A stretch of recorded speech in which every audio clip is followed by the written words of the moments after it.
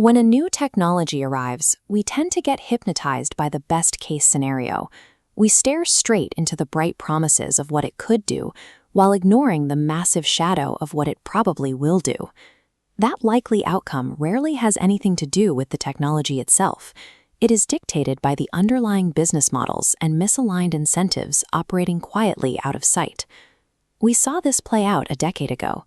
In the early 2010s, platforms were built to capture human attention and sell it to the highest bidder. The goal was global connection and a voice for everyone. The reality was algorithmic doomscrolling, political polarization, and a generation of young people facing an unprecedented mental health crisis. We watched the damage unfold, but we didn't stop it. We convinced ourselves that these harms were just a price we had to pay for connecting the world. We are now repeating that pattern with artificial intelligence, but the stakes have scaled up.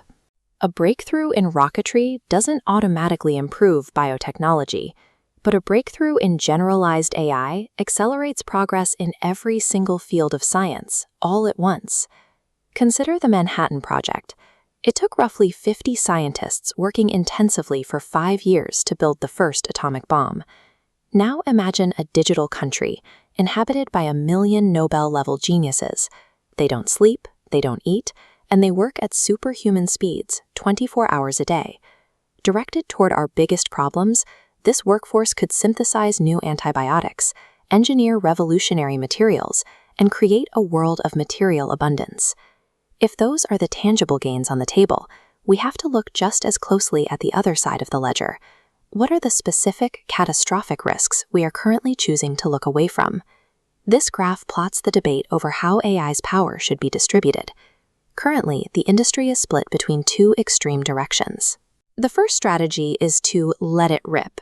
This is total decentralization, putting the most powerful models in everyone's hands. It maximizes access, but it also enables a flood of deepfakes, automated fraud, and the creation of biological weapons. The alternative is to lock it down, restricting AI to a few megacorporations or authoritarian states.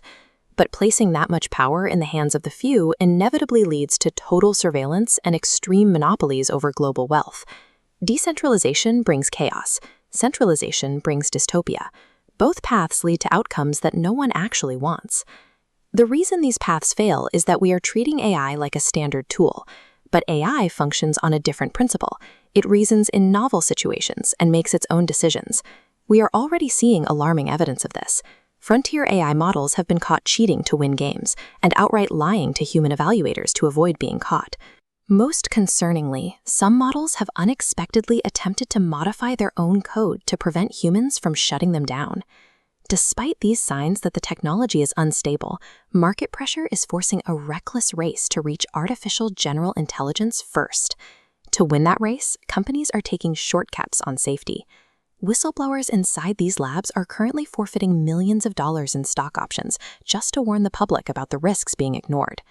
We are deploying the most inscrutable, deceptive technology in history at maximum speed purely to satisfy the demands of market dominance. This is a path of collective insanity. As these risks mount, the sheer momentum of the race creates a feeling of fatalism, a sense that this current path is just a law of nature that we are powerless to change. But there is a massive difference between something being truly inevitable, bound by the laws of physics, and something simply being difficult to coordinate. History shows that when the risks become undeniable, we have successfully hit the brakes on dangerous technologies before. During the Cold War, the race to test nuclear weapons seemed unstoppable. But once the radioactive fallout was documented, rival nations signed treaties and built a global infrastructure for mutual monitoring. This satellite map shows the Antarctic ozone hole in the 1980s. When the data proved our use of CFCs was destroying the atmosphere, the world coordinated the Montreal Protocol and changed course. In both cases, we didn't stop because it was easy. We stopped because the physical evidence became so undeniable that continuing the race was no longer an acceptable choice. We have to reject the false choice between chaos and dystopia. We must coordinate to find a third option, a narrow path where AI's power is matched by an equal level of responsibility. This starts with practical steps, strengthening legal protections for whistleblowers, establishing strict liability for AI products, and restricting models that are designed to be manipulative. You do not need to be a technologist to participate. Your role is to act as part of humanity's collective immune system, to vocalize the danger, to reject the sense of fatalism, and to demand accountability from those building our future. True technological maturity requires the capacity for restraint. We must stop being seduced by what is possible and start taking responsibility for what is probable. We can choose a different future.